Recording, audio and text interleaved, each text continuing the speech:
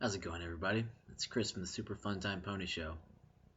This week's review is over the My Little Pony episode, For Whom the Sweetie Belle Toils. Now, right off the bat, I think this episode was pretty solid. I overall enjoyed it.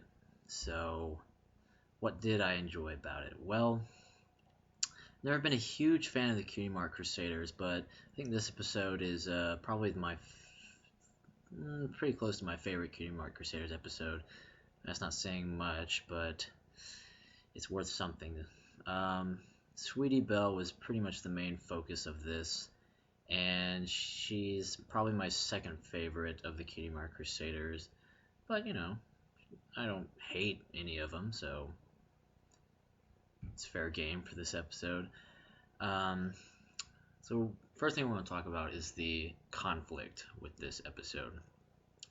The big problem I have with the Cutie Mark Crusader episodes is usually that conflicts aren't very relatable to me. And I get why, because they're obviously younger than me, so their conflicts are usually going to be different than mine.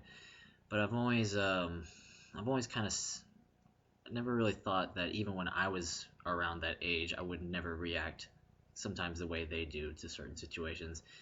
And that was really brought up in a few episodes ago called Twilight Time, where I just felt like, even at that age, for me, I would never have done something like that. I wouldn't have made it blown out in proportion like that.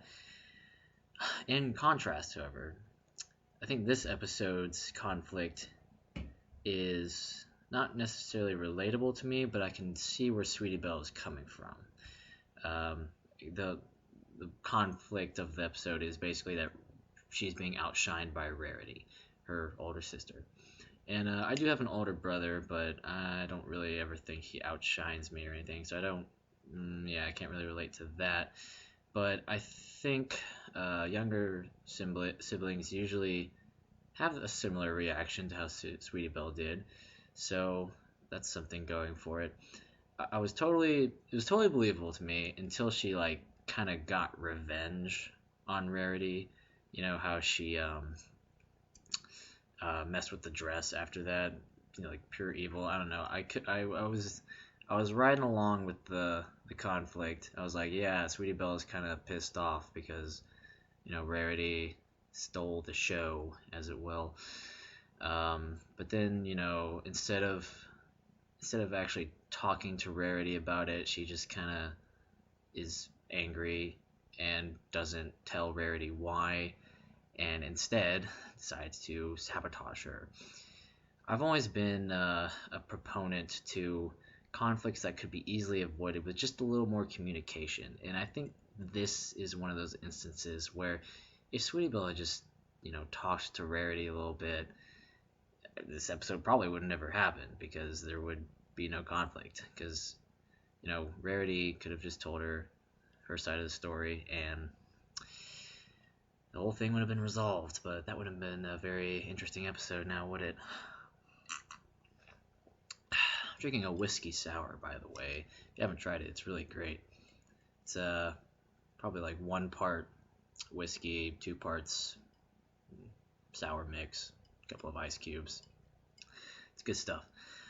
What else did I like about the episode? I love Luna, so that was a big plus for me this episode.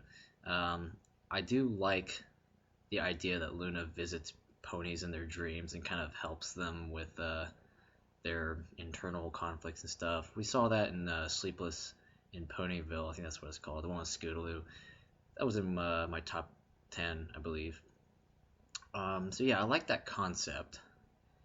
I still don't think it was utilized perfectly this episode. I don't think it was utilized perfectly in Sleepless in Ponyville either. But I do like the premise of that. Um, let's see. What did I not really like about the utilization of that? Luna didn't have enough lines, I don't think. She kind of came into the dream and said a few things to Sweetie Belle, but I think she should have had a little more dialogue in that. I would have personally enjoyed that a little more. The comparison with her to Sweetie Belle, in that Luna has an older sister that outshines her, both literally and figuratively. Haha. I really like that too, and I wish they would have gone further with that. I wish they would have got a little more into how Luna thinks about Celestia, because I kind of want to, I think that's interesting. I think Luna is the more interesting princess out of the two anyway, so I'd really like to go deeper into her psyche, if you will. So yeah, that would have been a nice parallel to draw. Well, it was drawn, it just wasn't expanded upon very much, and I would have liked that. Not something I necessarily count against the episode, but something they could have done that I would have enjoyed more, and probably would have enjoyed the episode overall more. But yeah, whatever.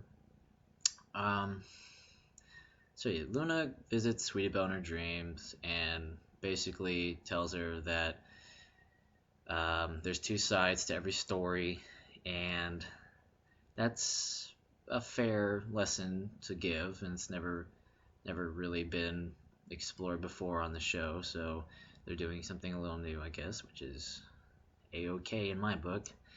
I've seen a few people get a little angry during that dream sequence where um, it goes a flashback to Sweetie Belle's, I think, 5th birthday party that they were talking about, and that's the example Sweetie Belle has of Rarity outshining her again. And they show Sweetie Belle's perspective, and then they immediately show Rarity's perspective, and a lot of people I've seen don't really like that because it reuses the same footage, and a lot of people are saying that they don't like that, it has the scene and then it immediately does the same scene over again, but from Rarity's point of view. It doesn't necessarily bother me, but it was unnecessary. I think they could have just stopped Rarity's point of view when it reached Sweetie Belle's point of view. So yeah, just cut a little bit of time. Speaking of time, though, I think near the end, when Rarity is at Sapphire Shores and the Cutie Mark Crusaders are trying to get into the facility or whatever, and then they steal the box and start playing this chasing game. I thought that was just a little filler and not really necessary either, but I mean, yeah, it didn't offend me or anything. I just thought they could have used that time a little more wisely.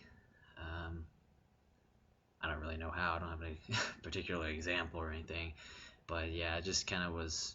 I wasn't digging it. Maybe.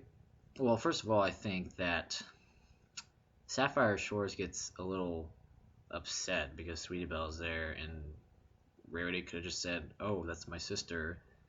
I don't think that would have been a huge problem, but I don't know, whatever. And then Luna's just kind of there at Sapphire Shores thing. That's fine, but you'd think she would have more important things to do, but I don't know. I think that's about it. That's all I really wanted to talk about in regards to this episode. Wasn't a whole lot to it, but for what it was, I think it was good. It's not the best episode in season 4 or anything. It's certainly not the worst. So I will give it a 6 out of 10. And go back to my old review to see how I actually am grading these, because a 6 is not bad at all. It sounds kind of bad, but it's not. So a few announcements. We're moving the top 10 lists to completely separate videos. That way we have plenty of time to explain our choices and stuff, and we can keep these reviews a little bit shorter. I don't want them being 20 minutes long again. Well, George wasn't in this episode, and that just kind of has to do with our schedules conflicting. And we might do another review of this episode with him. Um, you know, if you don't mind just me every now and then, that's kind of what's gonna happen. So I hope you like my point of view and stuff, or at least like my presence.